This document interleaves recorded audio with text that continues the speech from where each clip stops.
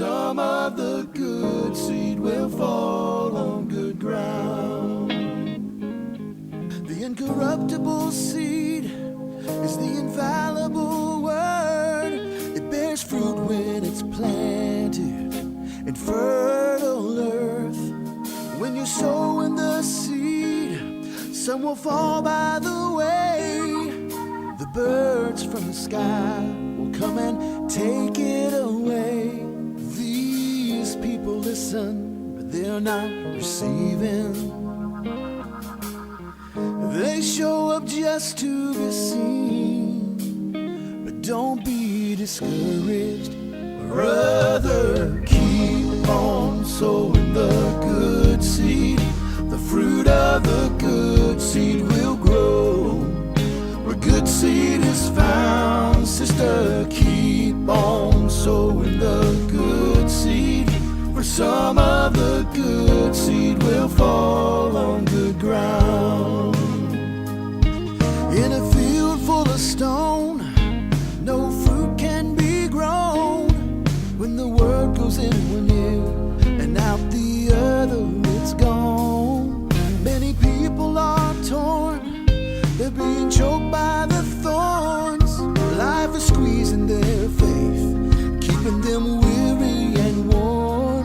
They get the good seed, but choose not to believe. And you cannot make them change, but don't be discouraged. Brother, keep on sowing the good seed. The fruit of the good seed will grow where good seed is found. Sister, keep on sowing the good seed. For some of the good seed will fall on good ground. Good ground is where the people are found, who will live by the word, who will lay their life down. But they're not left alone, because the thorns and the stones are still there, but they don't care. Brother, keep on sowing the good seed. The fruit of the good seed will grow where the good seed is found. Sister, keep on sowing the good seed. For some of the good seed will fall on good ground. Brother, keep on sowing the good seed. The fruit of the good seed will grow where the good seed is found. Sister, keep on sowing the good seed. For some of the good seed will fall on good ground. For some of the good seed will fall on good ground.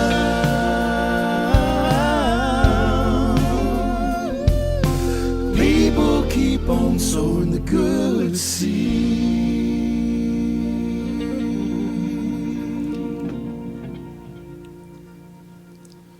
Halleluja, halleluja, halleluja.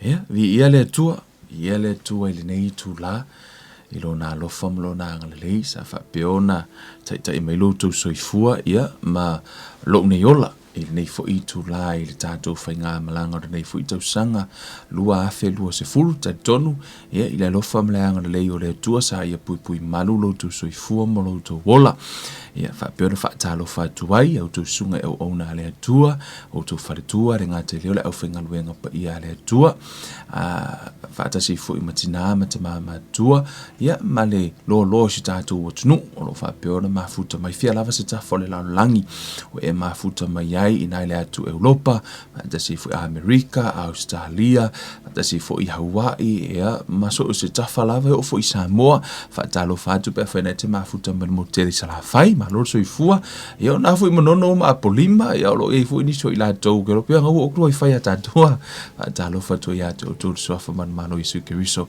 faapea foʻi le motu upolu ma lo lava ia te outou ma lo le soifua ma lo foʻi ia te outou le taputapuaʻi e mai se foʻi o le tatou faigā malaga o le nei fiafi nei tula ia fatalo fu e tatou ni o kilani ma fatasi fu mo Wellington ia ka ngalo ka ko nga ka kingi ia fatalo fatu ia to le swafa man malo Yesu Kristo ia le lo tatou proklame faisi talo matail tatou proklame ni fu vai ngole le tula ma tatou fa nga solo to la ile fiong pa ia le tua ia fa pio ona so ni mai ati tatou amen. Let's pray le tur ma tu tama vi ia la u fio nei tula o tu yo luma tama so ni mai la u fio le tai fa nga solo ina ma tu proklame ia ma tai ina fo ma tu proklame tama fa pio na so ni mai la u fio alue mai lo wanganga fa pio na maua i ma tu tama ia se le poto mai la o fio ale ngata leo le mana si e fafanga ino ma tu tangata fa ala o itele lo ma lota ma o se isi o mana o mia le langona o la upu nei fia ia ho o tuai la upu tama ia langona la upu tama fa fo ile vi inga i la o fio ono le suafa o Yesu Kristo o le mabala au tuai nei amen ma amen. Hallelujah vi ele tua mo la tau foi mori atu le tai fa foi vi inga ile tua o ono ila tau foi pa anga le tatou ministry nei le ngata i talo sanga ata si foi matulanga tau se leni ya mori toi le fa tai mar fa malo ya tau ngalue malo foi le manatu mai ya lango foi le au nanga le au nei ya inisi foi o va engolo fa piona tau ai le ministry er KLM ya fa tai au talo sanga ya o tau fa pe foi ono fo ise le ni pa ia so ani fo ia te au mala misiona ia o lo fa pe la vona tamu fai fa la we tele ina malo le tua fa fo ile vi inga o lo tua e fa a to ia te o to me uma wo to ma ti vai ono o le suafo o Yesu Kristo ia tal tonu ia o lo fa pe ona maulunga pelevi ingo le tua i me umatatou te whaia awana i whaia ono se tangata se talo i le tua wha manuia ia te outou ia outou taulanga o se furuai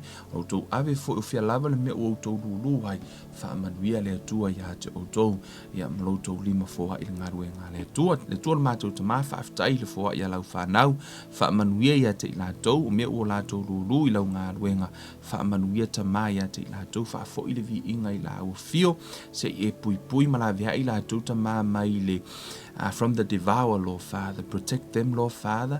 E ele pui nga malu ala o fiota ma fa fo ile vi inga ia te oi se e to tawia ila to tu samulo la to wanga le ono le suafo o Yesu Kristo wole me mala awa tuai nei. Amen ma amen. Hallelujah. Hallelujah. Ia le tu ole nei. Aso. O te se mea wa mamafa lava o tal tonu e aona I think ile vai taule nei o sa ile tu fo ile loto ile li ile sila le tua ia ile tonu le lalo langi ma tatou fo launga ai mise me o lo tutupu lo tatou soifuanga langona lava ina yaso te nei se mamafa le loto ile itu ile taua fa ale nganga ma tu fo yo to ile fainga malanga a Israelu ma itu ar fenga tu ai tatou va ai ele o taimi uma lava e tau ele taua. E ele taimi no fufile mu wai, le ima i kau e koe whaia, laua enjoy e tangata leo langa, yo la e tato tu no fo me enjoy mea uma fo ele le. Ai le taimi e tau ele taua. Right? E ele taimi fo i oso fai me ele fili. O le taimi oso fai me ele fili, o le taimi fo ila nai te tau ina tato waha, tato wo e tau le taua. Leanga ele fa pe sa war fili, oso fai mai, e kako ngofo len kako me e whaia. Right? E pe e tau wha pe nā fo i la le va ai le tu i le nganga i le nei vai tau. E pe fo i wotalangona hina. O lo o iaise me e o ia te au ma le ministry ia matulanga uma lava. E fo linga o lo wha peona iaise se tau a wha le nganga o lo o so wha i ai. Ana nei o te lore no tau sila fia ana nei na tau kau si low ke isi a kwa ngili uploading o le afo le lato le tatou live. There is a reason. Okay, le lau tanga wha matala atu ia vaenga nei. Ini molo tau sila fia. O hau. O maa ua e tele i o vaenga o company o lo o maa vaai a lato whaalau i loa. You know, that's our source of income. O maa ua mate vaai a la le tele o a foi. social media, matulanga umolunga o Facebook, o le tele i o page fo i ese o te monitor ina. O page lava ese lau te monitor ina. So se teimi lava ke kango ko i click.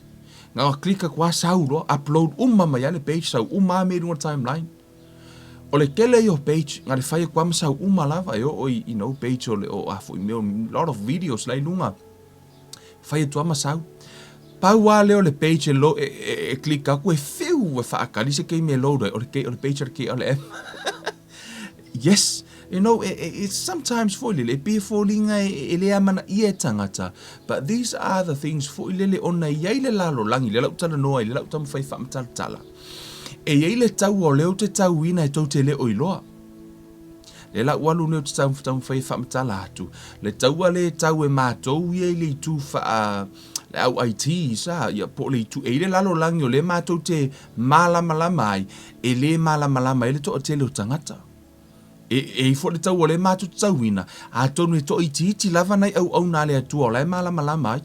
A o le itule nā, o le tau e to iti a mātou o le tutu i le itule nā, e pei o so nā la ngona i le teimi le nei, a o le lau tau mawhai whamatala atu, ina ia e malama ai, ina ia e lofo, ila tatou o fo i tono le fionga pa ia le atua, ia mo o whaalia atu fo inisi o fionga pa ia le atua, e a fo. E ala ile mata upu la utala noa ya ole i to tonu ole o tato va ai lo langa lo tato ini finga tale o langa e finga tale o langa lo wa nei ma wo so fa ia fo ile e kale si vanga ese a ole taua le la fa mtala ina tu ya te o to ole taua le ole tau e a mal mato a inga ia manisho a uso ele o tauina ile to tele la to tele o malama mai. O le tau ai tūlanga tau ten kolosi. Ia le lau tanga whamtala atu. There is a world inside this world ele o to atele. The world of data. Mo le meo o data. Tio lo data fo i le whaakau mai telefongi. O le silalo langi na ele o malama mai tangata. A le lau tala noa tua i le itule na. Ono le tūle nā i le to a telengi tangata e lātou te malama ai. Ai le leo na wha malama mua. Ona e ese lona tāua ono le upa le tuspa ia. Whamai o tātou mātahala. Whamai o tātou mātahala fo i lele. Ina ia mawhai ono tātou te i tonga fiti ale ti apolo. O le ala utanga whamatala uti ati o e le isi lalo langi le to tono le lalo langi nei. E te le oiloa ia mai le oiloa fo le to tele. Ole tunanga fa ten kolosi e o momeo data i to tonu lo fale o nai available ile la langi to pe me na ina mafu ono o fa yatu ole tauale na ole matu te tawina manisho le auso ole to atele yo tangata IT o lo i to tonu le lalo langi to atele yo tangata fa ten kolosi lot of them tangata o lai fai pornography, lai fai mea leanga fo i lai lātou te whaia uma mea i lunga i laulangi atoa. O mea uma lavalale nā o lai o mai in data formats, e o mai mea kau data. I to tonu o lau telefoni, i to tonu o lau fale, i le wifi o mea, o nai available hai data nā. Pe ona o whai atu, there's another world e le o malama ele to a tele. A o lea lau tau mawhai o te alu atu, o nei pe o le isi tau ale nā, e o lava i au nā lea tua, e no e le o tau wha aina, pa it's a different light, e le o iloa e le toa tele, o i fo i le waui mai e le ti apolo. Amen. Fo meri tala tu spa i e yo tau mātala. O tutono lau fale, o nai available hai mo meo so o se meleanga na watu le wifi tatou i whanga e o whalau telefoni o le teimi lama e te tango i e tāse upu pe te tango tale upu lek le vai e tasi le vai e te tango tasi tale upu lek i lunga o lau kuko ai sau umai lunga teira sau i lunga maisi lek e sau i ma lek o lai tele noa e sau i ma vai le tala whea ngai lunga ina o sea ono mo meo teira o ina o lo whaonga ina e le ti apolo, e o fo ila le social media, e te ai lunga o lau YouTube, e te mata, e ai fonga ua pop up i fo isi mea. Right? E ei fo ila isi taimi, I to tonu alau telefoni, have you ever noticed a whai e te tala noa whateitainga, a whai te tala noa I mea tau health, right? A te tala noa I mea tau health, por so I fua malolo ina. E umana e tala noa nei, a e tango to e play le afu, e to e play atu le YouTube. O le ad mua lava por le advertisement e oso mai lunga o videos fo ie, o le ad o le health. So se teimi ai kalangoa fo I mataha upu tau suicide, e mua lava a fo I oso mai mo mataha upu tau suicide. A e tala noa fo I se mataha upu tau depressions, e mua lava fo I oso mai e te whaate tau I na mataha upu. E fo lingo lai monitor mai. So I le lalo langi o whaate na kolosi.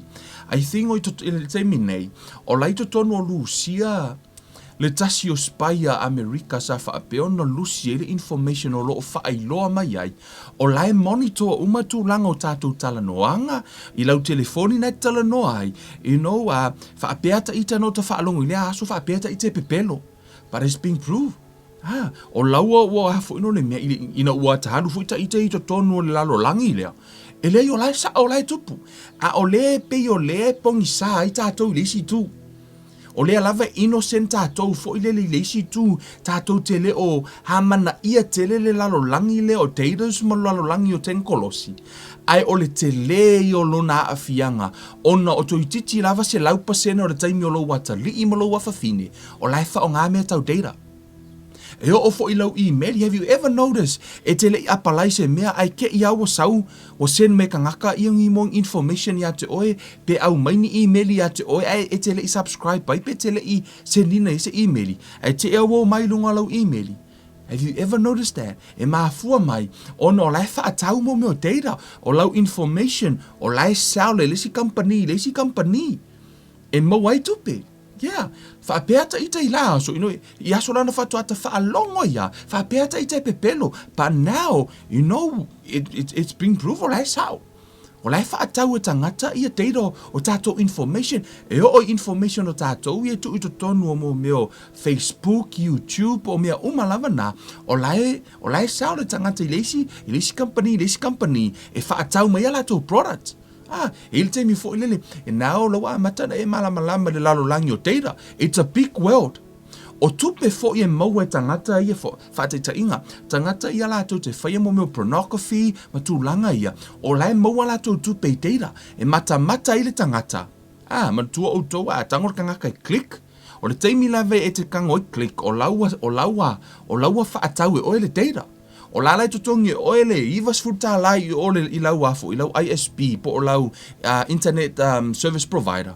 Lai tutongi oe lau tupe. A ole tupe le nā lai tutongi e le au vahenga lea ia data ese ia whaongai oe tutonu o lau fali. O le a lava la le me te alu ai lunga, pe te alu le Facebook, pe ke clicking on Facebook. O lai maua tupe Facebook because they are selling data. So now you see the system o le fata amilo ni le lalulangi, lot of people la to te le oiloa. But that's the battle o le fight elea. E to aititi pe no fight, to aititi la tangata la to te fighting le battle nei. So o le ala tala noa tu ai ile vaenga le na because io tatou mataala e Tetee. Ona pe no fight to le si lalulangi le na ile oiloa to tele. La lava e pei lava tātou ole. O tangata fo ie, o la tātou te no nofo, malo tātou le iloa. O le iai le mele e ui mele tiapolo. Amen.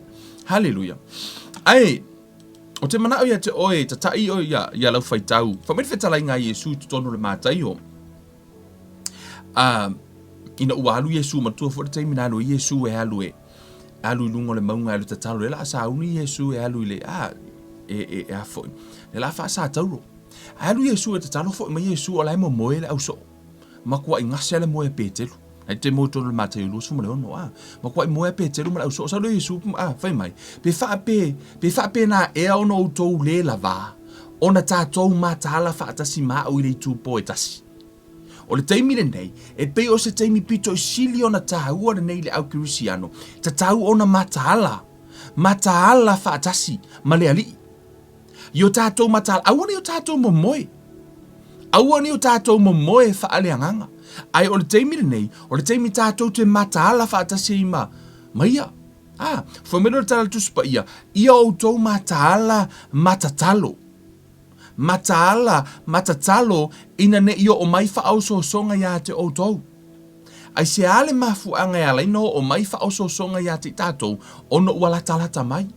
Whaafewheo no tātou te eina wha au so songa, whamele upar tuspa ia matatalo.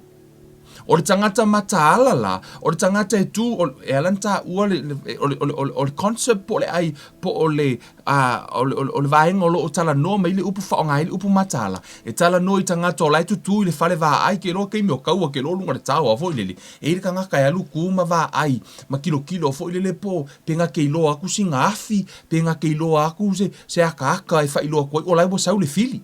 O le mea o le tangata la nai lunga le whale vaa ai, e tatau o na mataala.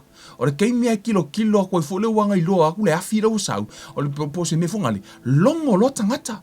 Longo tangata nu. Hei, vai le mea lau o tupu. Lau o vai kunga la lau o pa e tau mai o li kura lungo le maunga la. O lau o mai tangata. Longo lo ta lo le longo. Ia ma longo tangata.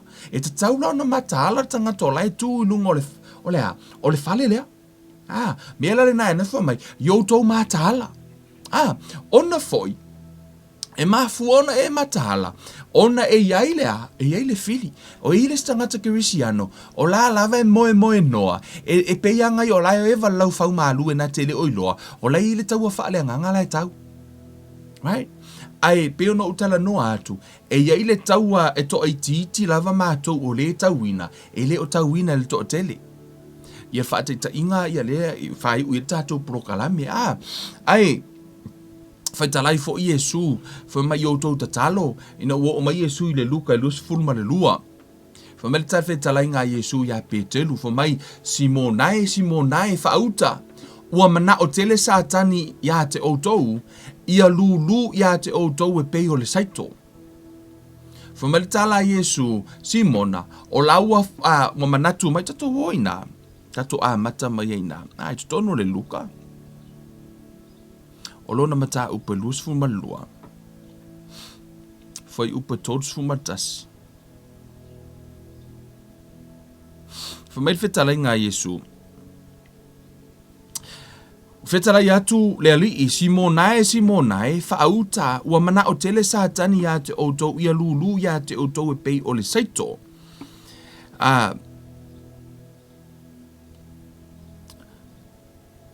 O laua Let me find another translation, I think, Amplified version. Simon, Peter, listen, Satan has asked excessively that all of you being given up to him out of the power of the keeping of God, that he might sift all of you like grain. O le tala noa ia Iesu, na whailoa Iesu ia Petelu, o laua latu satani. Walatu sa tani fai ile atua. Ana ta ua mai to, o lesi translation na ta ua mai ei. For my Satan has asked excessively. O la ua umana ona fai sa tani ile atua. E au mai se permission ya te ia. E sau wai e se ilunga pe ke lumpa se ilunga e pei o lea. E pei o le saito. E lulu ya ifo. Ia le au so. O le winga le nā o le tala Iesu na whaia Petelu, wha mai Simonae whauta, ua mana o tele satani ia po la ua uma o na whai satani e au mai se whaatangana mai le atua. Pei o iopu, o tō mana tua fo tala iopu mua, whaasolo lau whai tau, le no atua i atali i o le atua e o atu present, they want to present themselves before the Lord, e whameritala tuspa ia, walu wane mariti apolo. Nā rura ti apolo e sa ili penalu e whai ile atua, e au mai se whaatangana ia te ia e nā te a, e nā te tofo ina ai yopu. Right? It's the same case here. O lea foi wa sau Iesu whai a Peter, Simonae, for my listen, Satan has asked excessively. O laua sa ili ava noa mai te apua umana whai na te apolo i lea tua e au mai le permission. Lea laua ta'u e lea tua po wa ta'u e Iesu ia foi, ia Petelu. Ona whai mai la i ora whai upu e tolu lua. Whai mai, a ua o whaatonga mo oe, ina ne ima vaelo whaatua. A o oe foi pea e li ua mai oe, ona e whaamalosi ai lea i o uso. Right? o ia te iloa ai, o loo iai, o le ua whaatanga pe na whai le ti Apollo po ua au mai e le atua, le whaatangana i le ti Apollo, permission. O le permission pe ona ave le atua, fo i le permission i le teimi o yopu. E le iloa e whaatita inga. E whato ai loa lava lo wa lofa i le atua. Pe a o na tofo ina oi. O ina i loa ai le moni ma le wha maoni po le itu a ina Kirisiano na i oi. Po o se Kirisiano ma waa lau Kirisiano. Po o se Kirisiano ta whao lau Kirisiano. Yeah, whato a e loa lava le tu a inga e yailo tangata. Ina ua tofo ina oi. I oi, o ina loa e te iloa, e te leo mautūra, e te leo mawaa i le atua. O lea lana tofo iopu, nga fiuri ki Apollo e kofo iopu, e ku mau arko e inga leo iopu. A o fisili, ai ape a tofo ina o e maha. O lo o sauris le afore ti Apollo tofo ina tato, i le teimina le nei le tato savaringa leo langa. O lea iai lava, o lo o ngā lue lava le o leanga. Le teimini leta no tu spaia. Fo mai o lo o ngā lue lava le o leanga, se ia ave e sea le o whaalave lave. O ai la e whaalave lave, o la e whaalave lave leanga nga pa ia male e kalesia. O tātou nei, o le mafu aina tu aina whaatau nuu, ia le polo kalame le ti Apollo. I tu tonu ole, o le tusia mātai o. Te mana o, i le mātai o no mata upu e sifuru martasi. O i no ua, lau o loka sko ingo Ioane. Lau loka Ioane, au mai le fe au le au so i a Yesu po a Yesu, ai. Te mana au ia, oe, i le whetalainga le Yesu fo mai. O lea ea no utou o atu ai e mata i ai. O le perfeta ea o le tali Yesu i le au vaenga ia no mai e whai a Yesu po o ai ia. Le lai wha solo mai le tali Yesu fo mai na ia. O lea ea no utou o atu e mata i ai. O le perfeta ea e moni o te whai atu ia te outou, e sili lava ia i le perfeta. A wā o ia lea, ua tusi mai i ai, whaauta, o te awina atu la usa vali i o uluma, o le na te teua lo uala i o uluma, o Ioane na sau e teu le sau o Yesu. Amen. E iai le vala awina o Ioane, o Ioane na whanau Ioane e na te teua le sau mua o Yesu. Ia e loa le tāua i o le teunga le na sau Ioane whai. Na sau la Ioane a foi. Whaalau i loa pe na sau whaalau i loa le tau nuu mai o le Mesia. Sau alanga i le vau. O ia la le na tala noa i le tuspa ia. Whai mai le tala Yesu. E le aise isi na foi. Le la tatu o tuai. Le e whai mai le whai upu e sfurulua wha mai. Nā fua mai o na pō Ioane le papatiso. Wo oi nei o na pō. Oi te whai upu sumatasi whai mai. E moni o te whai atu ia te outou, e le i tū mai i e na whanau i whawhine se sili ia Ioane le papatiso, a au le au pito i titi le mālo le langi, e sili le ia te hia. Whai mai le tala Yesu, o Ioane na sau e whaalau i loa, lo na sau mua. Whai mai la i o le whetalai ngā Yesu, e le ai masaisi na whanau mai le manawa, la vea ai Elisaia e Elia o Mose, la vea ia e noka na ave o laina, tangata lava na whanau mai le manawa. Whai mai le tala Yesu, la vea i martupo tāvita, whai mai le whetalai ngā Yesu, e le ai se ise sili atu ia Ioane le papatiso. No one. Na e tā ua na whai upasuma tasi mai, e moni o te whai atu ia te outou, e le i tū mai i e na whanau i whawhine, se e sili ia Ioane le papatiso.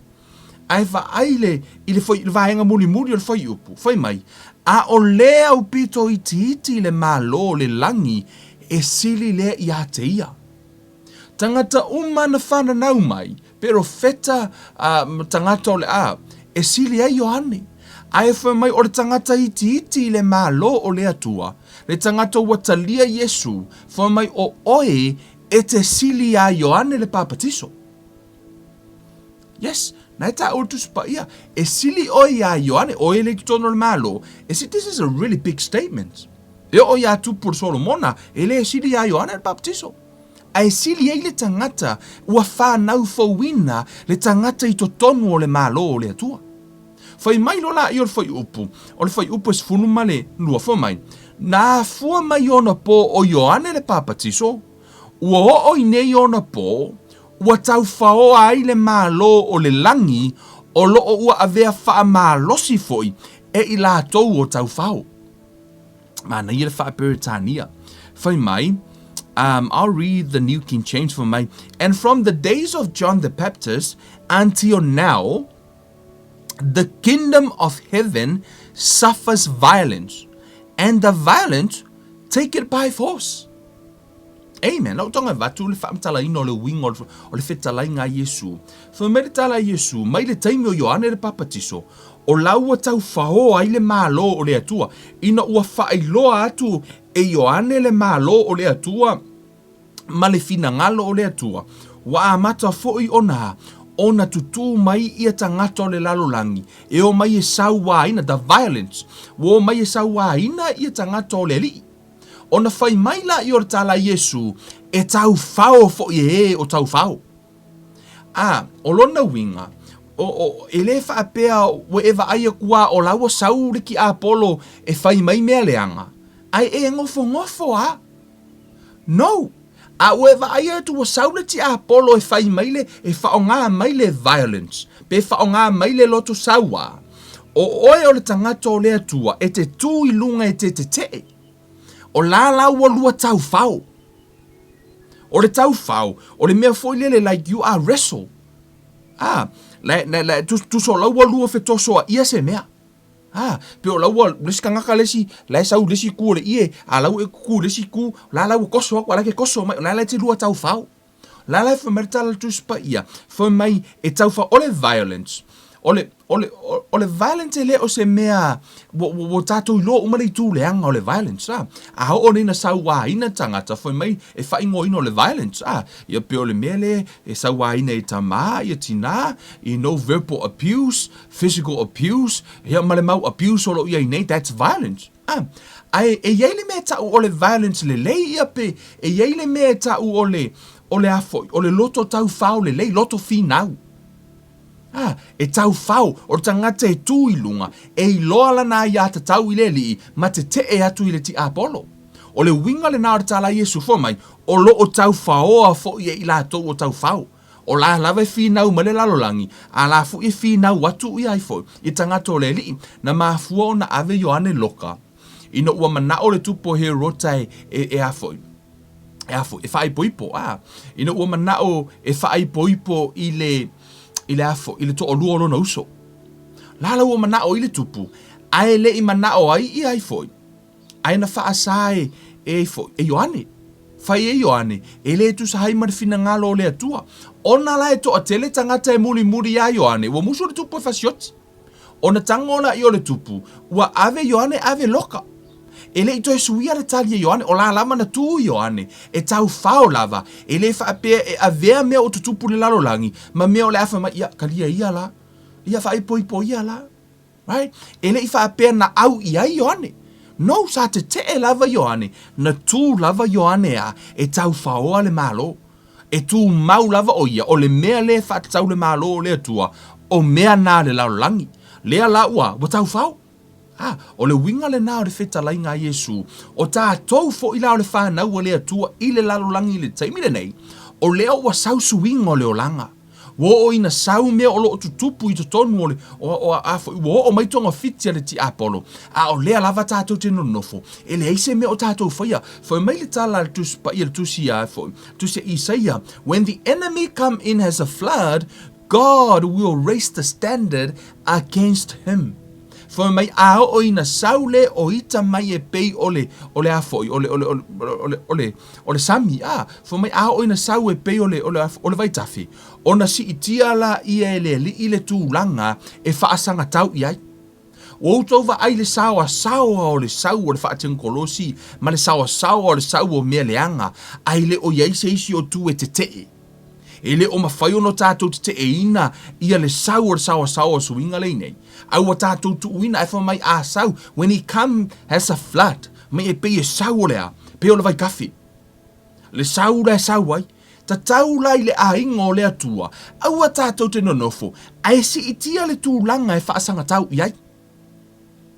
Si itia le tūlanga e whaasanga tau iai. O lea lava, o mai mea leanga o nai wheo ai tu tono lo whale, le teimine pia no whai atu. Data, there is a world of data, o lai available in your home right now. Le tatu tano le teimine, anai tupu tono lo whale, o nai available, ono fu o lai through data formats. Ele ova aia lai o mata, but it's in there. Once you type it, it's come up. Fato a eva aia ilo la ia, but o lai available. So that's the world o lo tano tuai. E pei e tau le malamalam. Some people e pei a whamakala ku. E whinga tano la to malamalamai. Pa o le la tato wo i nei. O le te mata mai le tato lai. O nai te whaonga ina mea tau data. O mo meo tata nai watu. Nā lai te mata ai. O la lai mo ai kupe le Facebook. A wafu a kongi le kupe i ero wa umau tata i o kupe nga kongi. O la lave ko kongi o i le filaf. Lai mo ai kupe Facebook a. Whaaftaila o lai ko kongi ero maka pirka poka la me. Ai, e iei fo ia teida leanga nai tu tonu ono fale. O nai fo ia available. So, o lela wa e malama mai le mele no tom fai vali o tunga. E te tau ona e tu lunga e te lua tau fao ale malo. O leo ua sauaina le malo o le atua, ua fai e le lalolangi tu la fono e a foi. E sai tia aile, whanau o le atua, o tau i loa. Na mafua ona, ina ua o ia tangata e ave Yesu e loka. O i ave Yesu e whaasātauro. Whamei ua fiu Yesu, e se mea whaasātauro a Yesu. Lei se mea. Ua fiu Yesu e. Tango filo, excuse me. Tango filoa, faile tala. Foi mai wa mafua na ave Yesu e fasioti. Mai fasatau, ono wa fai mai Yesu o ia o le ata li o le atua. O le mafua angale na, o le lato pine faa maule na ave o ave e afoi. E fasatau o Yesu. Ina wa fai atu Yesu o ia o le ata li o le atua. E o ofo i a tātou le teimile nei. Ono o lewa tā ua i tātou o whānau a le atua. O le mafua anga fo ile nā o la lawe whai le ti apolo le tū la fono i le lalolangi. E sai tia i le whānau a le atua. Ia lea fo ua talia e stasi o tai o le ekalesia i e tūlanga tau same sex marriage. La ua mawhai ona talia le nonofo le tama ma le tama. O le alii ma le alii. O le tū la fono a le atua e absolute, e le suia e seisi. E tū mau le tū la fono a le atua, e tū mau lo na fina ngalo. Ai, o leo tātou i le lalolangi, wa amata na suia uma mea uma. Wa amata ona tātou wō i tonga fiti a le ti apolo, right? Wa amata ona talia e tangata, ia po le mea wa talia e le tangata, o le mea le lei le tangata.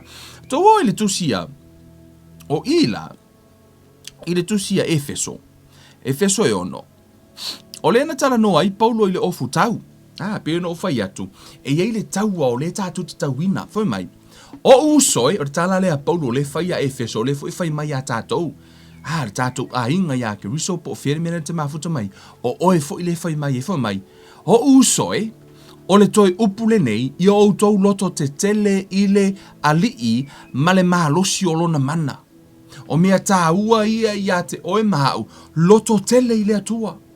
A o Yesu inga i le o langa, a o tau mawhai mai le o leanga, foi mai ia, e loto tele i le ali i ma le losi o lona mana. Foi mai la ia o ofu o tau i ofu tau ato atoa mai le atua, ina ia o tau mawhaia ona te e atu i tonga fiti ale ti apolo.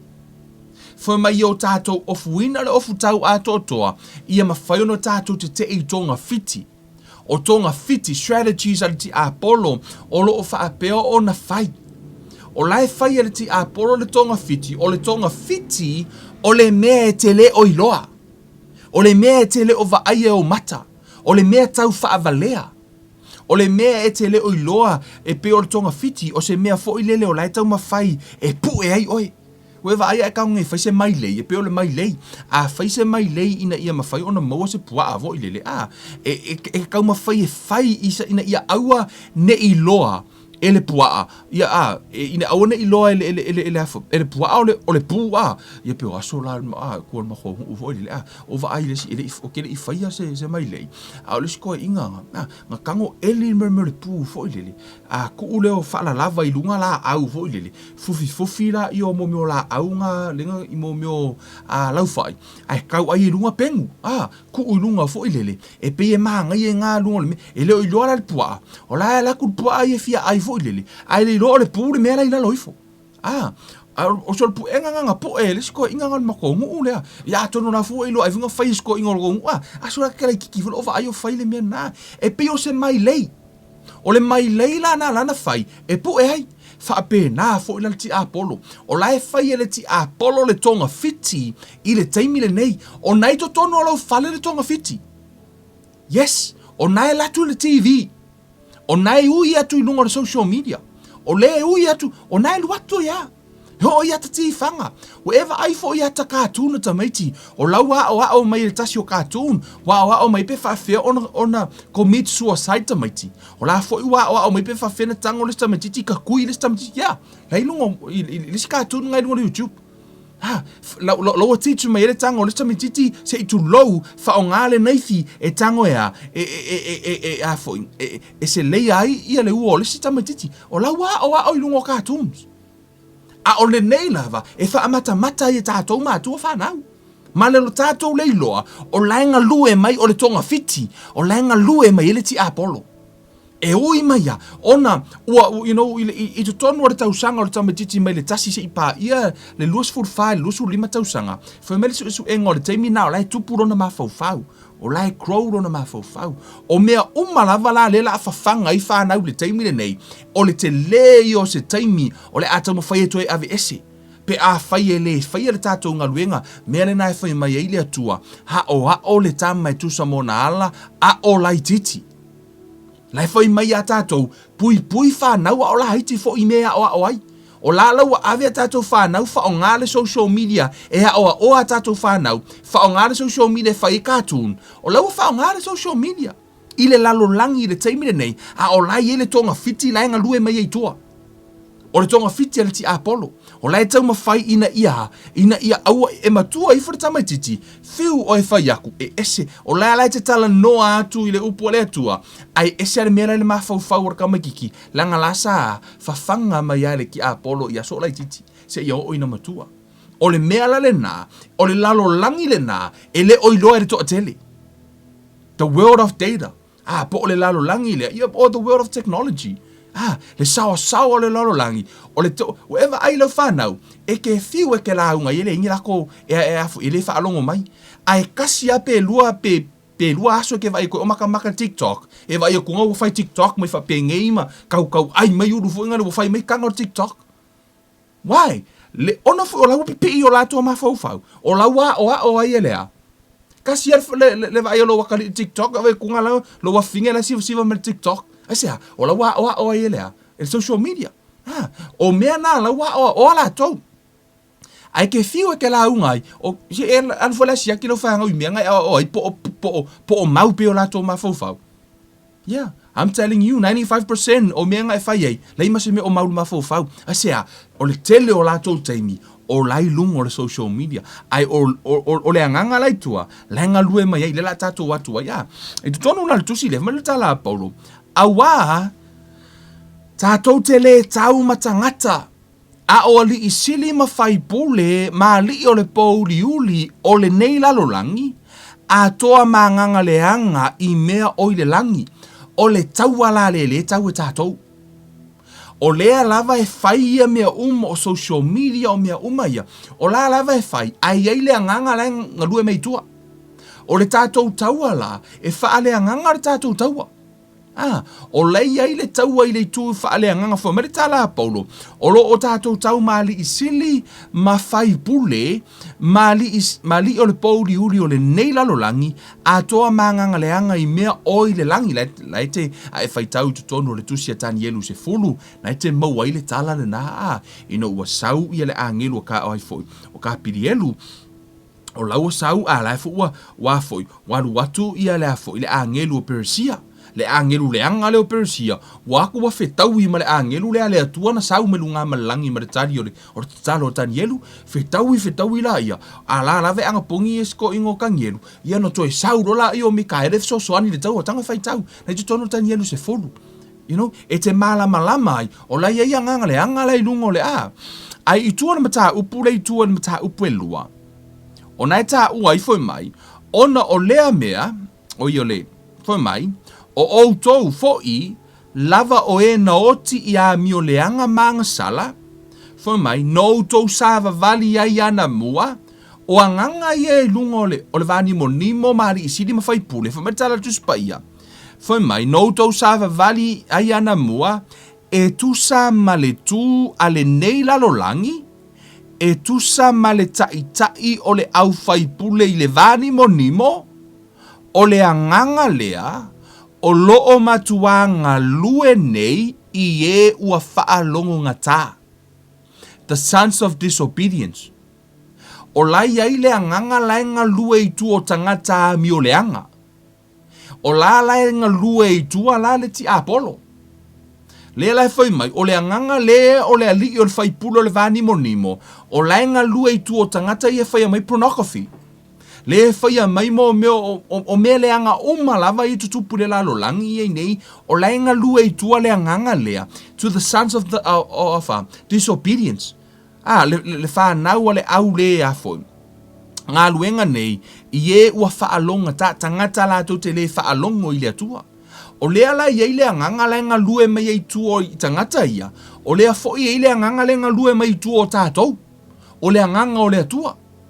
O tātou la, a o ngā lue mai ia le ti apolo I le sau e pei o lea, e pei o le vaitafi, e si I tia e le atua le tu langa o tātou, e whaasanga tau I ai. O lona whaafita auli, o laua sau le ti apolo, a la lava e momoe le e karesia. Foi mai lo tala Yesu, e tau te le matala ea maa usi tu aso e tasi. Foi mai matala matatalo ina ne I tofo ina o tau.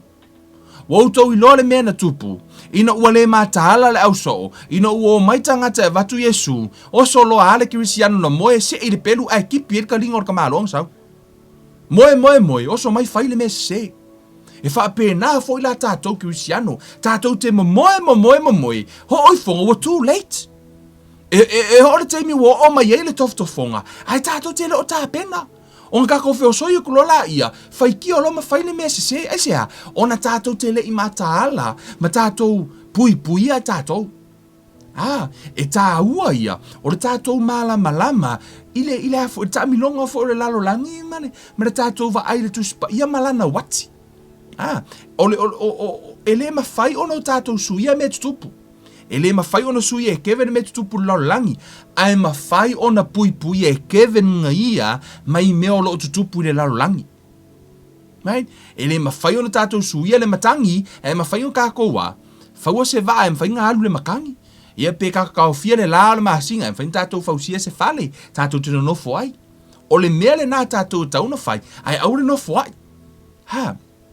Aure nofo ai. Tātou e fo I luma le tusi. Foi mai.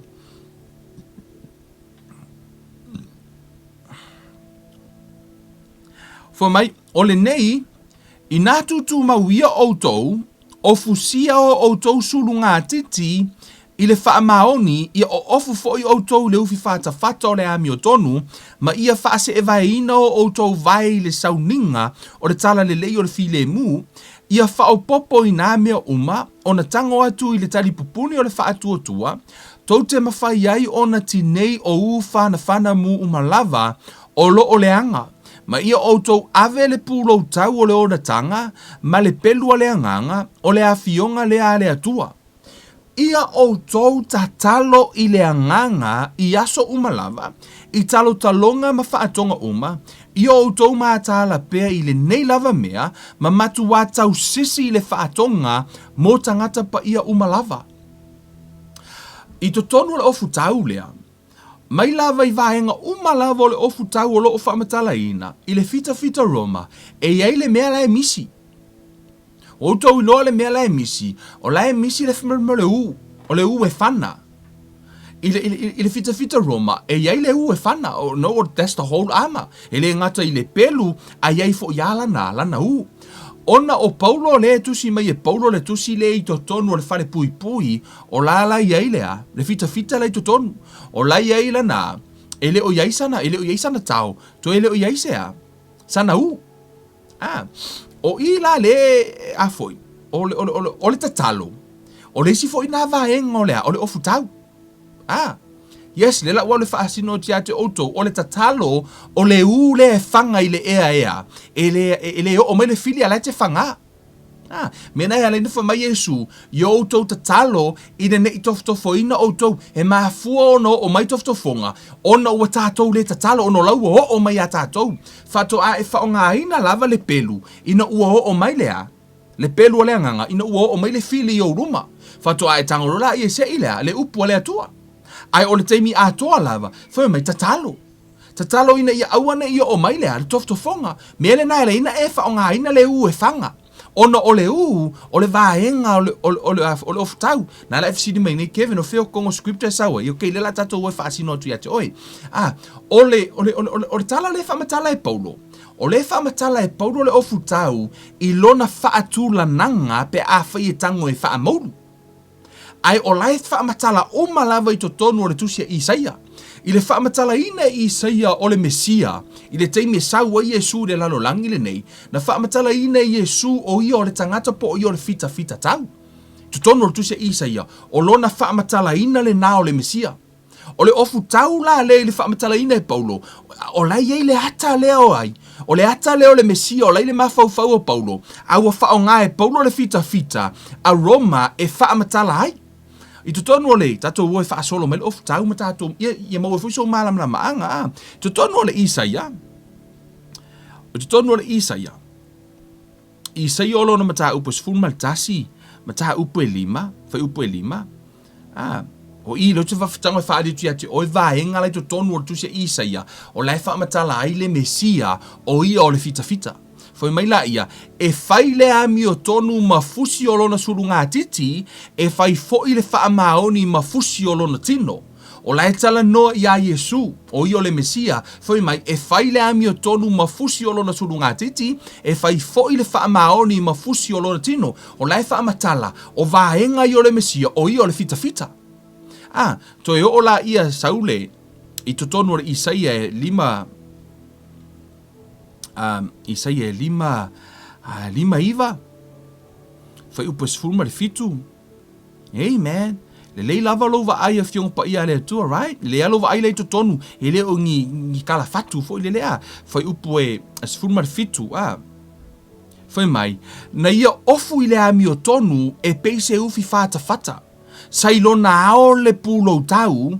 O le ola tanga, na ia ofu o le taui, ma sui e fai ma ofu, na ia ofu fo i le ma ele ngā, e pei o se ofu tala loa. O i le whaamatala mai ai. Ofu a Yesu, le ufi fata ma le pulo tau, o lai whaamatala le Mesia e Isaia, o ia o le fita, lai tala no ia Yesu. O no, o me fui la ia tono le Isaia lima lua. Amen. Hallelujah. Isaia lima lua. Foi upo e fitu. Fai mai, ua matua matango fie i lunga o maunga o vai o le ua fai mai le tala le lei. O le longolongo mai le manuia, ua tala mai le tala le lei, ua fai loa mai le ola tanga, ua fai mai siona o lo o pule lo ua tua. O la fu e tala noa i le vaenga o le tala le lei. O la fu e tala noa i le Mesia. La e tala noa ia Yesu. Amen. Tutono le Isaia e whaiva. Amen. Isaia e whaiva foi upo e lua. Foi mai, wana whaia lo ungutu e pei o le pelu maai. Foi mai, wana whaia lo ungutu e pei o le pelu maai. Foi mai lola i whaenga muri. Foi mai, waia nā tia au i le paolo lona a au. Wana whaia au mau whana ua whaapupulaina. Te whaalongo. Foi mai, wana whaia au mau whana ua whaapupulaina. O le isi vaenga le o le ofu tau, o le u whana. E le I tūsia la e Paulo I totonu o le tūsia Efeso, a en whai mai Paulo, I o tau talonga uma. Ona o le tatalo o leua e taua le taua, po laua e whangaina le u I le vātea. Esea, ona o ali isili ma whai pule o le vānimo, o lailunga o le vānimo. E na o le tatalo la e mawhai, o le mele na e lai, o na whai mai le tala le tūspa ia wha ofuina I tātou I ofu tau ato atoa. O le ofu tau ato atoa la, o le mea, o le mafuanga e no walk through ina oe, ina ia eiloa, o lai tutonu o le tūspa ia. Amen, it's better for you to see it, it's right there. Ina ia e malama, ma eiloa mai tutonu o le tūspa ia, le ai e leo ngi kala fatu le mele e whai atu te oe, o le u e te whanaina, e le mele na e le fo Yesu, tatalo ina ne I o mai. E le mawhai o na ho o mai le tiapolo, pe a whai o le alawa ke kakalo, ma ka whanga u. Mea nai wha mai, tatalo e le au noa. Tatalo e le au noa. O le tau ale na o le tātou te tau. Whamari tala Paulo tātou te le o tau matangata. O lo o tātou tau maali I sili ma whai pule. O le nimo. A o nei na sa o le tau e te tau ina. O le maanga ia. Amen. O le maanga ia peha o nei na sa o le tau e te tau ina. E le tele I o tangata nai whai te oe. Ma whai tala ia te oe. E le o tangata. O le anganga lai tua. O le anganga le anga lai tua. Mea nai wha mai tala tu spa ia te talo mō lātou. Whaasa o loko mai la anganga o le whai kakala. Whaasa o loko mai le anganga o le whai kio. Monku fo le whai kio fo mai tala tu spa ia o le poto wha te moni. Whaasa o loko mai lai te moni. O le a lava le mea o lai maua I tangata nā. Fo mai tala tu spa ia ta talo mō lātou. Amen. O le tātou tau ale nā. Yes, tātou te le tau la, ele o se pelu ele o se pelu fo ile le whaale tino, le tātou taua. O le tātou taua e whaale anganga. O le mea le na e tāu ai lo malama. Ile le afo, tātou sa valinga le tātou te iai, pe ona o whai atu le amatanga, o le iai le taua le tauina le taimi nei, ele o iloa le toa tele. Toa tele tangata la tau tele o iloa, o le ile taua le tau le isi tu, o le ala e tau le taua whaale anganga. E iei le tū whaateno kolosi. Ai o te whai atu ia te oe. O le te le o lo na awhianga nai a awhia lau whanau. A awhia lau a inga. Right? Mō mātou ia tangata ITs fo ie. E to ala Haiti mātou. O le mātou te tauina le tau ale nā. O le mātou te whaasanga tau le lalolangi ke le lalolangi o mea le anga umalai o mai. O le ua mātou tau mawhai e whausia se mea pui ai tangata mai le tūlea o na lātou te le o iloa. That's the honest truth. O le mea moni ale mea le nā. Ai sea, e le mawhai ona e le malama o le toa te le lātou te le iloa le tūlea. Ai o le tonga fiti le ti apolo. Na whai loa fo I le atua. Ma whai loa mai le atua le malama lea. Hey guys. O nā lava e aveila pōli lea, whameritala tu spa ia o le angasala lai whai totoa. O le taimiri nei, o le angasala ngai ko kongo lo whale. E te leo whaia, o le nā e aveila pōli tonu nā, anyone can access to it. So o seisi lava, tamaititi, e mawhaina alu iai. Asea, lana o lai ava noa. Po le a lava kūlanga fuile o lai ke, whai me o lau taia te lai whai. Ai a whai o lai susu e kuale eiso o lai ko kongu pi supo ma, ma mea ai fo ia lai ka akia mara suka laki mare, ia mara whangu Pepsi mare, e whainga tai atu oi ona te te esea, because o lai available, o lai to tonu o le whali. Right? So that's the, o le tau ala le nā, o le tau e rea, to I titi a mātou, o le tau ina le tau ana. E le o to o tele fo inisi o malama ai. But hey guys, we need your prayers. O le mea le nai alai fo ina, fo ono tuina hatu. Mana o mia ono le tātou taua. A o tau malama le taua le, o le taua nā le tau, o te whaingo ina nā taua, o le kango kau ko akasi, mako mga yuso, ia masi mako ainga, o la lawe mātu e whaia le, o la ua mako sawa vani whalo ainga, e mau ke o ea, kamu whai ele ma whainga mako puipuia le lalo langi. E ma whainga mako puipuia nisi o tangata uho o tuele fiso soani. Aisea, because o le lalo langi le nā, e le oiloa e le to tele. Ai whamari tala tu spaia, yo tō mātala. O lea lai tātou te tauina le taua. O le taua le tātou tauina, o le taua e whaale anganga. Ai au tātou matala, o lenga lue mariki a polo e ke fiu e ngā ngause la au, mai koe fiu e ngā ngause a miura kama kiki, pe a whai e tu uwhau ar teimil nei, e le whai a tātou ngā ruenga o le pui pui a te la tau. Amen. I o tātou malama, i le suinga o tova ai le media. O tova ai le media le teimil nei. So o se teimil lava e te tango i e kā ilunga se newspaper. Po se TV foi. Nga o mea negative ai ke wa ai. Nga o mea, ale o se mea kau whaaleanga ai, o se mea se ai, nga o mea se ai o au mai, nga o mea lai whaier ki Apollo e o ka ngaka au mai. E whaakau. Ai o le kele o mea le lei lai whaier le atua, le hei masesi o alo e whaalau iloa mai. O le kele o mea le lei, hati na le lei, ma whaamanu yanga o lai tutupu i o lango tangata, ai le o saurungo tātou timeline. Le mea lana, au ki ngofua i fo i oia, se mo kwa ka post i mo scripture, au e koe whaikio, ai whaingi kala le lei lungo, ave le upo le ola. Ua maku ai komu le lalolangi la pisi o mea leanga. Amen. O le tātou tamo whai e pui pui a tātou whanau, ma pui pui le lumanai, o le toa tele ia, pio no whai atu, toa tele o tangata wa lātou, wa peiwa, wa kuu lava lalolangi o le a lava le mea e kupu wa kupu.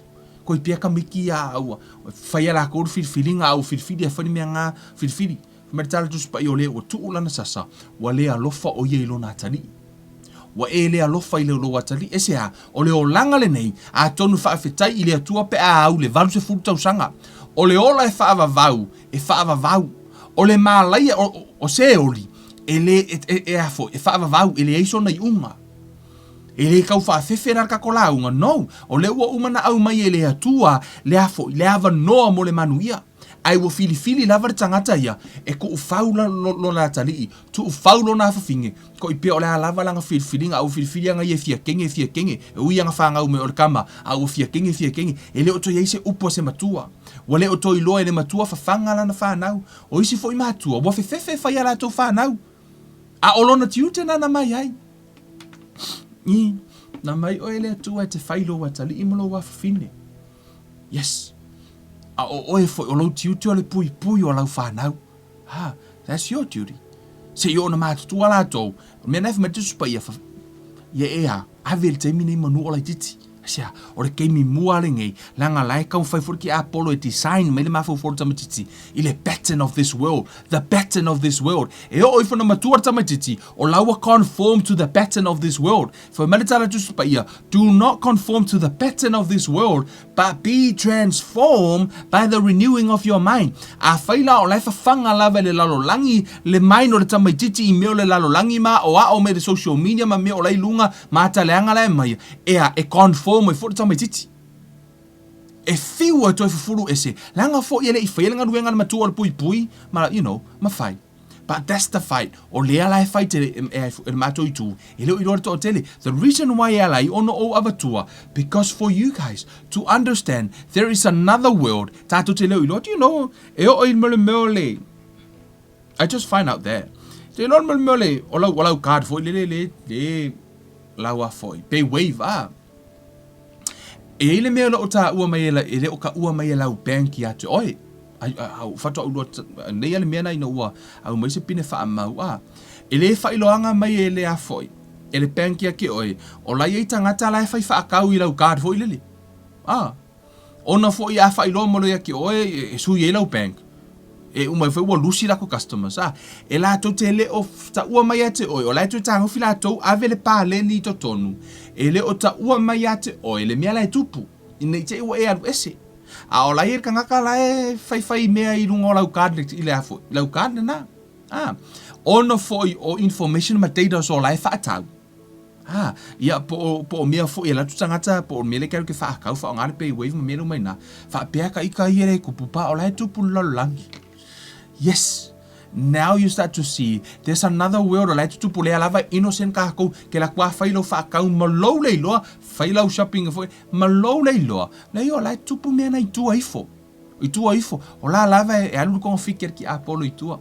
Amen. E o fo I mo meo o fo tatou wa aiwa matana saulea I le maka I le mea fo I lelo le le mele wha mauro rima ia male male moa ulu e fo ina wa mai e a fo e fai o vai no i stanga to la to fa nga wa activate o la to te fo la to telefoni e o lava fai la to fa tau ko kongi ai o la to passport o malanga i foi na wa mata ona sau e sower ten kolosi ai i tua to fo mai tala le si vai fo mai o lo iai fo itangata isi tangata pe no fai atu o lo fa tau a data o la to te saulina for their information. O kamalanga, o lea la ele o malamana mai tātou lau langi na, there's a lot, this is good versus evil. O lea la tātou tau mawhai e push back le evil. Toi tū leia kui kua le evil. Langa leo o mea le evil. Ue vai fone mera le kupu mai le. Whainga pāloka Amerika lau ke vai kua ngai kai. Ia vai o la lava e whinau le corrupt o le tū mo meo information ma meo lai misi ma. Who knows? O la lawa tau mawhae se le lalo langi le o vai e mata. Le lalo langi le nā lau wha le anga ina. Le lalo langi le o vai o tātou mata. Aua ne ngalo ia te oi. O lo o soifua le atua o ie pui pui ia te oi. Ia eiloa, tatalo. O le upatus pa ia mataala matatalo. Ina ne i wha so ina i tātou. Pe tātou te o tu fo i toftofongo leo langa, mea nai whai mai ai, ia o tātou o sea, lana ua umona au mai le permission, mai le ti apolo, le tāle whetalai ngā Yesu, na tono luka, lua tō tasi, lana whai e Yesu ia simona fo mai, whauto ua mana o tele satani, the English translation for mai, will already give permissions to the devil. E sau wa i ka se i lunga malulu inga kākou, o lala i ele whaatangana i le ti apolo, e ei kongo laulangi e whai mea leanga. Masau e kofo ka ko uma mawhai melenga uma a o tātou la for meritala tu spa ia submit to God, resist the devil for mai e ngā wai le tua ma e te ele fili o le mea o e whai te o ele fili te o ele fili te lo taimi o tātou whai le tua i me whai ai kākau ke le ke e inga le fili. That's our job e whai e tātou o le mea tātou e whai. Amen. Whamanuia le tua ia te oe malau whaafonga i e mātahala. Na ono o wha atata atu wha pena, o lo o iai le suinga marita milongo laulangi a o le upu ale tuspa ia, mataala, matatalo, aua e te tu au noa, aua e te tu whau ia lo wola, ai me se fo ilau whanau, malo ainga. Mataala le taimi nei, e rei ropo kai au saurisi ki anga ave e sele e kale sia, po lava yaso. Amen. A o le nei lava tātou te le matahala. So matahala, ma tātou whaatua i le tua, ia, malona fina ngalo, whaamanuia le tua ia te oe sa moa, whaamanuia i lau whaafonga, whaamanuia foi i lau sa ilinga, ia i le taritonunga, ia whaapiono o atu le upo le hola ia te oe, ma toi whafangu atu oe i le vaenga, mana tua lau taua whaale anganga, ia e te talo. O le te talo te whaataua ina ono le ulea e te whana. Ina ia mawhai ona maue oe malau ahinga se foi. Ia se malosi anga whaaleanganga ai meise ia mawhai ona e tū e te Tetee. O ofu tauna mai le safa ofu ina ile mesia. O ofu tau fuina le whamai a tātou ofu ina isa. Ina ia mawhai ono tātou tutu ma Tetee le tiapolo. O le whesili na mawhai Yesu ona Tetee le tiapolo. Yes. O le mea fuina ala ina whamai a te tātou, i o tātou whai ala ofu tau, ina ia mawhai ono tātou Tetee le tiapolo. Amen. Whaamanuia le atua ia te o tau le tua mātou ta mawhafta ina upu, o e toi whaamanatu, ma ua e toi whangua i o mātou tangata ina i o mātou i loa, ta mā, tele mea leanga o tutupu laulangi. Ai o te tatalo ia te o i lau pui inga malu, pui i lau whanau, pui a te i lātou, pui o lātou mawhauwhau, pui lātou mai suinga o leo langa, ai meise le o leanga mana tonga whiti ta mā o lo o whawhau mai tua, tau mawhai e la matia lo mātou wola, ai meise lo mātou wola sa ili la ua whio ta mā. Ia, whaapiona a vere nei upu ta mā so toi whaamanatu i lau whanau, toi tāpena ina i o lātou tangata, a wāla ua whio mo lo whina ngalu ta mā, whaamanuia ta mā, i lo nuu, manuia ia Samoa, i le whainga malo mona taitai whapea foi tu o ngai e mai lātou foi o le a whapea na sauni ngai al whainga malo tama fili mai la ua fio tatalo ia te oe whaatau nuu lau fina ngalo mo Samoa lau fina ngalo sili tama tatalo i la ua fio le alava lo fina ngalo tama i le whainga malo tonu. E te sila fia tama mō le no nofo file mu o lau whanau ma le tūlanga ua iaile so i fuanga o le olanga le nei vai tau tama o oe au mai ei pule. Whaia lo fina ngalo ma whaatau no uina.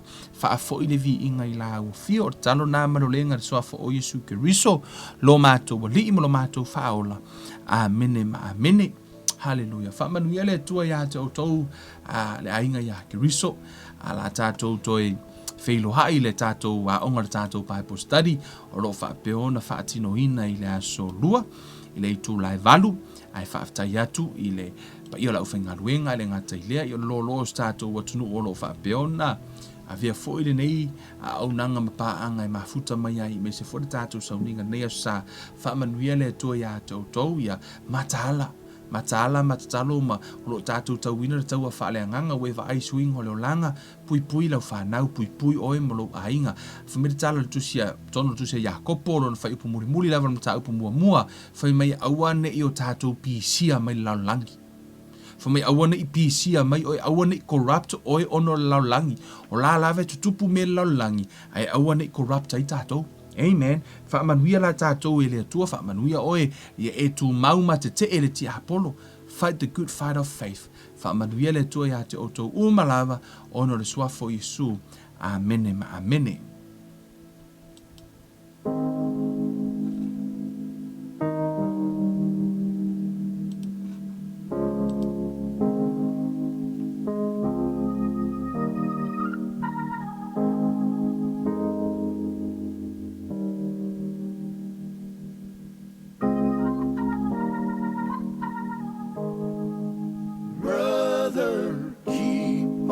Sowing the good seed, the fruit of the good seed will grow. Where good seed is found, sister, keep on sowing the good seed. For some of the good seed will fall on good ground. The incorruptible seed is the infallible word. It bears fruit when it's planted in fertile earth. When you're sowing the seed, some will fall by the way. The birds from the sky will come and take it away. These people listen, but they're not receiving. They show up just to be seen, but don't be discouraged, brother. Keep on sowing the good seed. The fruit of the good seed will grow. Where good seed is found, sister, keep on sowing the good seed. For some of the good seed will fall on good ground. In a field full of stone, no fruit can be grown. When the word goes in one ear and out the other, it's gone. Many people are torn, they're being choked by the thorns. Life is squeezing their faith, keeping them weary and worn. They get the good seed, but choose not to believe. And you cannot make them change, but don't be discouraged, brother. Keep on sowing the good seed. The fruit of the good seed will grow. Where good seed is found, sister, keep on sowing the good seed. For some of the good seed will fall on good ground. Good ground is where the people are found, who will live by the word, who will lay their life down. But they're not left alone, because the thorns and the stones are still there, but they don't care.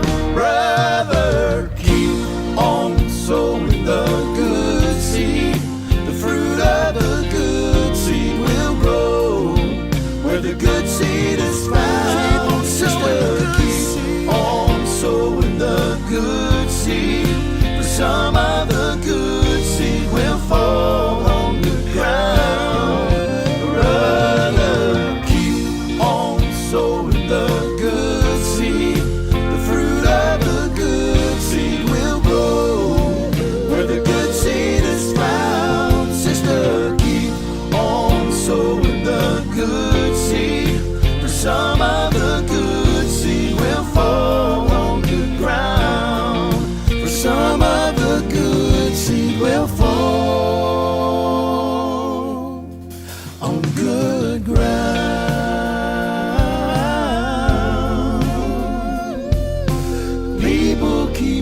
sowing the good seed.